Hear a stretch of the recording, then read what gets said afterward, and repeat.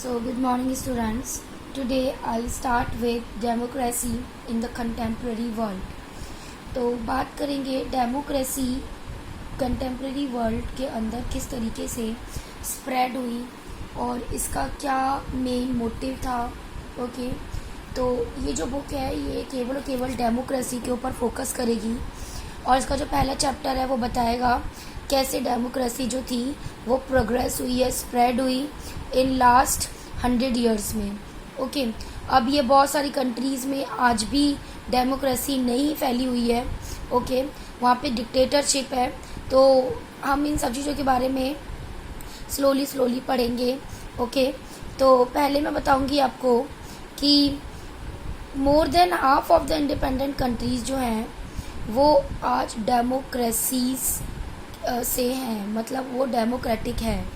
जो भी independent countries हैं मोस्टली उसके अंदर डेमोक्रेसी होती है. मतलब वहाँ पे लोग जो वहाँ के जो लोग होते हैं उन्हें पूरा राइट होता है अपनी बात को प्रेजेंट करने का. ओके तो the spread of democracy has not been smooth and straight. Okay तो डेमोक्रेसी को जब फैलाया जा रहा था तो वो इतना स्मूथ या स्ट्रेट नहीं था. बहुत सारी डिफ़िकल्टीज़ का सामना करना पड़ा लोगों को. ओके बहुत सारे अप्स एंड डाउन्स देखने पड़े. राइट तो ये जो थी ये बहुत ज़्यादा अनस्टेबल रही है हमेशा से और इसकी अचीवमेंट भी बहुत ही मुश्किल से मिली. ओके तो this chapter will going to start with different tales on making and unmaking of democracy from various parts of the world. Right तो अब ये टेल्स क्या हैं वो मैं आपको बताऊंगी कि ये टेल्स क्या थी जिनकी वजह से ये जो डेमोक्रेसी थी वो आपकी स्प्रेड हुई. Right so here there is a picture inside your NCERT textbook, right? So here you can see some black and white people are mentioned over there, right? तो ये फोटोग्राफ किसकी है? ये फोटोग्राफ है जो चिली के president थे Salvador Allende. Okay he is wearing a helmet and उनके सिक्योरिटी गार्ड्स हैं. ठीक है तो ये इसके अंदर आपको पिक्चर में देखने को मिल रहे हैं. ये चिलीज प्रेसिडेंशियल पैलेस है वहाँ पे ये लोग हैं. ये बात है 11 सितंबर 1973. ओके तो उनकी डेथ से पहले की ये पिक्चर है. तो क्या आप इनके जो पर्सन है उनके फेस को देख पा रहे हैं? उनके चेहरे पे क्या टेंशन है या क्या चीज़ उनके फेस से आपको रिफ्लेक्ट हो रही है? तो here this is a man who's having helmet. He's the president Salvador Allende. Okay तो he's the president right of Chile. तो two tales of democracy we are going to study. तो सबसे पहले कुछ words यहाँ पे given है. we're going to study those words first. तो here it is mentioned workers home of my homeland. I have faith in Chile and its future. मतलब worker जो काम कर रहे हैं मेरे घर के लिए, मेरे घर मतलब उनकी कंट्री, मुझे उनके ऊपर पूरा विश्वास है और इनके फ्यूचर पे भी पूरा विश्वास है. Chileans will overcome this dark and the bitter moment when treason become dominant. बात चल रही है क्योंकि चिली के ये प्रेसिडेंट हैं तो वहाँ के लोगों को चिलियंस बोलेंगे. तो वो बोल रहे हैं कि इस डार्कनेस को भी चिलियंस जो हैं ओवरकम कर लेंगे और जो ये कड़वा मोमेंट है, जो ये खराब मोमेंट है, इसको भी हम बहुत जल्दी ख़त्म कर लेंगे, ओवरकम कर लेंगे. You must never forget that sooner rather than later the grand avenues will be open where free man will march on a build a better society. Long live Chile, long live the people, long live the workers. These are my last words and I have certainly that my sacrifice will not be in vain. I have certainly that at the least I will be a moral lesson to castigate felony, cowardice and treason. तो इनको पता है इनकी death होने वाली है तो ये बोल रहे हैं कि ये मेरे लास्ट वर्ड्स हैं बट ये मेरा सेक्रीफाइस होगा जो कि व्यर्थ नहीं जाएगा. ओके और मुझे पता है कि इसके बाद एक मोरल लेसन मिलेगा जिसकी वजह से जो चिली के पीपल होंगे वो एक अच्छी सोसाइटी देख पाएंगे. ओके एक अच्छी सोसाइटी बिल्ड हो पाएगी और वो फ्री होंगे. ठीक है, they don't have to work under someone, they are free. Okay, तो इनकी बातों से पता चला दैट दे वांट और ही वांट डेमोक्रेसी, राइट। तो the above stated sentences are some extracts taken from the last speech of Salvador Allende. At that time he was the president of Chile, a country in South America.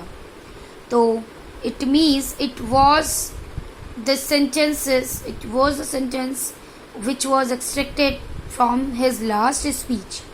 Okay, तो south America में एक country है chilli, वहाँ के president है, इन्होंने अपनी speech दी थी 11 सितंबर 1973 मॉर्निंग में। ओके, तो तब इन्होंने ये बातें बोली थी। तो वहाँ पे क्या हुआ था, क्योंकि एलियंडे जो था वो founder leader of socialist party भी था चिली का। ओके, तो वहाँ पे 1970 में जब ये प्रेसिडेंशियल इलेक्शन हुए थे, ठीक है, तो वहाँ पे कॉलिशन, यूनिटी कॉलिशन चलता था। Okay, after being elected the president, Allende had taken many policies decision to help the poor and the workers. तो इन्होंने बहुत सारे ऐसे डिसीजंस लिए जिससे वो पुअर जो लोग हैं, गरीब लोग हैं या वर्कर्स हैं, उनको हेल्प कर सके। तो इस तरह के बहुत सारे डिसीजन उन्होंने लिए, बहुत सारे उनके बहुत बड़े डिसीजंस थे, ठीक है, जिसके अंदर उन्होंने एक एजुकेशन सिस्टम को बढ़ावा दिया था और फ्री मिल्क प्रोवाइड कराया था बच्चों के लिए। ओके, और काफ़ी सारा जो था लैंड, वो काफ़ी सारे ऐसे लोगों को दिया गया था जो कि लैंडलेस फार्मर्स थे, उनके पास लैंड नहीं था। But he was against the foreign companies taking away natural resources like copper from the country. But एक प्रॉब्लम थी कि वो जो थे वो फॉरेन कंपनीज के अगेंस्ट में रहते थे, जो कि क्या करते थे, नेचुरल रिसोर्सेज जैसे कॉपर उनके यहाँ पे बहुत होता था, तो वो उसको क्या करते थे, उसे कंट्री से ले जाते थे। बट जो लैंडलॉर्ड्स होते थे, जो बहुत ज़्यादा अमीर लोग होते थे, ओके, स्पेशली द चर्च वेलमेंट्री, वो जो थे वो इनकी पॉलिसीज के ऑपोजिट थे, ठीक है। बट कुछ अदर पॉलिटिकल पार्टीज थी चिली के अंदर, वो भी इस गवर्नमेंट का सपोर्ट नहीं करते थे। ओके, तो इस दौरान मिलिट्री कॉप ऑफ 1973 में क्या हुआ, तो ऑन मॉर्निंग ऑफ 11 सितंबर 1973 मिलिट्री आई उनके कंट्रोल में। ओके, एंड जो डिफेंस मिनिस्टर थे उनको अरेस्ट कर लिया गया मिलिट्री से, ठीक है, जैसे ही वो अपने ऑफिस से निकले। और मिलिट्री कमांडर्स ने प्रेसिडेंट एलियंडे को बोला कि तुम रिज़ाइन करो, क्योंकि वहाँ पे मिलिट्री की बहुत ज़्यादा चलती थी। तो ही रिफ्यूज टू रिज़ाइन और लीव द कंट्री, उन्होंने मना किया कि मैं कंट्री को नहीं छोड़ूंगा, ना ही मैं रिज़ाइन करूंगा, क्योंकि वो बहुत अच्छा करना चाहते थे कंट्री के लिए। बट सून ही realize the danger to the country and to his life as well as, फिर बहुत ही जल्दी उन्हें पता चला कि मेरी लाइफ और मेरी कंट्री दोनों को ही खतरा है, ठीक है। तो इसलिए उन्होंने क्या किया, एक सभा का आंदोलन करना चाहा। तो उन्होंने कैसे किया, उन्होंने रेडियो के थ्रू एड्रेस किया पीपल को। ओके, और उन्होंने then the military surrounded the president house and began bombing it. उन्होंने क्या किया, मिलिट्री ने जो वहाँ के प्रेसिडेंट थे यानी जो एलियंडे थे उनके घर पे बॉम्ब फेंकना शुरू कर दिया। ओके, जब उन्हें पता चला कि ये रेडियो पे इस तरह से प्रचार कर रहा है, तो उसी समय उन्होंने अपनी स्पीच भी दी थी। Okay, and unfortunately president Allende was killed in the military attack. तो ये उनका सेक्रीफाइस था which was taking about in his last speech, and his government was elected by people, but the same was overthrown by the military through conspiracy and violence. तो उस दौरान 11 सितंबर 1973 में military कूप ने ऐसा किया, और जो उस समय जो जनरल ऑगस्टो थे, जो पिनोशेट थे, ठीक है, जिन्हें पिनोशे बोला जाता है, जो कि आर्मी जनरल थे, ठीक है, इन्हीं की वजह से ये सारा काम हो रहा था। तो the government of United states of America was not happy with Allende's rule and is believed to have supported unfunded activities that led to the coup, ठीक है। तो जो अमेरिका के जो government of United states of America जो थी वो एलियंडे के रूल से खुश नहीं थी, और वो जो थी वो एक ऐसी ग्रुप को सपोर्ट करती थी जो कि आर्मी या मिलिट्री थे, उनका सपोर्ट करती थी। ओके, तो पिनोशे जो थे, फिर इनको प्रेसिडेंट बनाया गया कंट्री का, और इन्होंने 17 ईयर्स तक उसके ऊपर रूल किया।